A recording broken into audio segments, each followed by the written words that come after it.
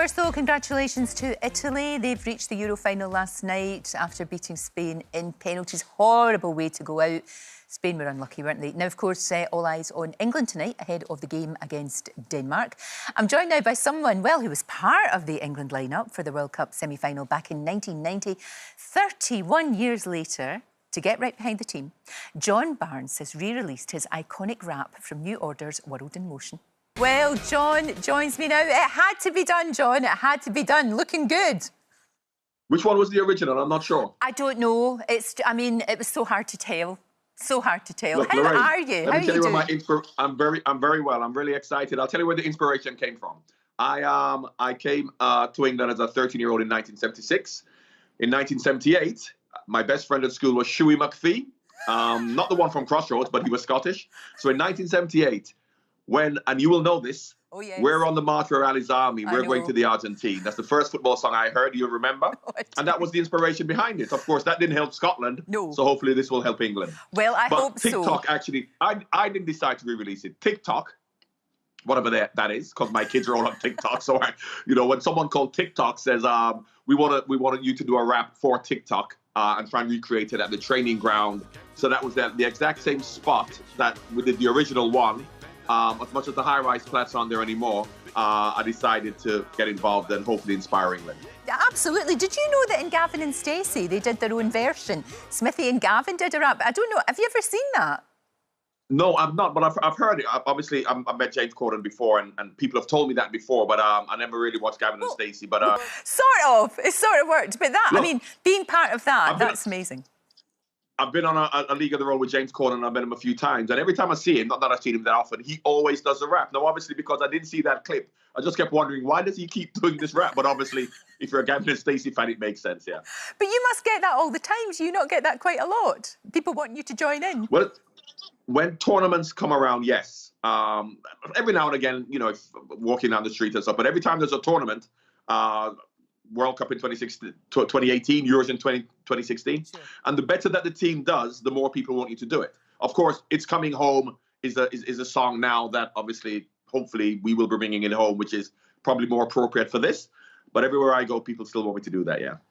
And you know what? It does seem like everything is coming together for England. I mean, it's going to be at Wembley. Obviously, that's a huge advantage. Got a manager who seems very cool, very calm, very collected. He's got a plan.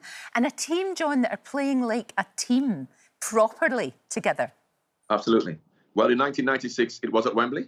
We had a manager in Terry Venables who was a fantastic manager. The team were together. And we lost in the semi-final. So hopefully that's not going to happen today. The quality of the team is the important thing. We are the favourites against Denmark. They have their own thing going on, obviously, with Christian Eriksen, the unity, the togetherness. But the team are now coming together nicely. They're playing with more confidence. Harry Kane is scoring, which is important, because I think if you're going to win the final or even get to the final, you need your centre-forward to be scoring goals. Raheem Sterling has been the star. So everything is coming together nicely. The only problem we have is that we've got a game to play against Denmark. Exactly, exactly. And also, I think they're focusing so much more on the football now. All the headlines are about the football. You know, in years gone by, sometimes it would be all about the wags, the wives and girlfriends, and all the glamour and just all the noise. You haven't got that noise now. And also, I think England have a newfound humility in terms of listening to the way the players speak. They're not getting carried away. Yes. The euphoria, the excitement is for the fans. If the fans had their way and if the players thought the way the fans thought, we would have won it already. And while the fans are getting excited, talking about It's Coming Home, the finals at Wembley, we've been saying that since the quarterfinals, since the last 16. But the players haven't been saying that. The players have said, let us concentrate on the next game. And this is exactly why Gareth is keeping their feet on the ground. And that's what they're looking forward to. Not thinking about the possibility of Spain. Italy. Yeah. Sorry, Spain.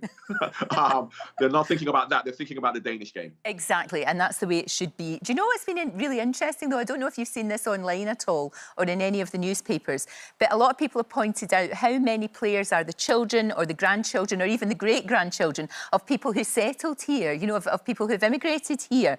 And that has to bring, if anything's going to bring the country together and break down barriers, that's an amazing thing, isn't it? Absolutely, but that's always been the case. Yes, I mean, I came from Jamaica and I played in 1983. I mean, you've always had this diversity in the England team. And of course, you're trying to create this idea that this is a new diverse England team. From when Sol Campbell, myself, they've always had a diversity in the team.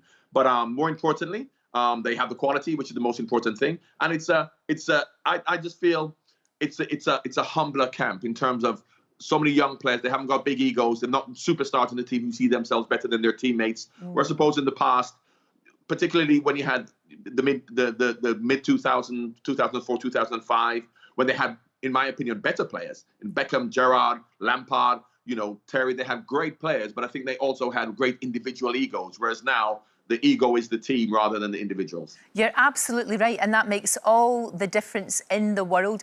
How are you feeling about it all, though? Are you feeling pretty confident about tonight? Do you think this is it? Do you think this is the time? I'm fine. I'm confident. I'm not nervous at all. And I don't understand why fans get nervous. They're not out there on the pitch. They can do nothing about it.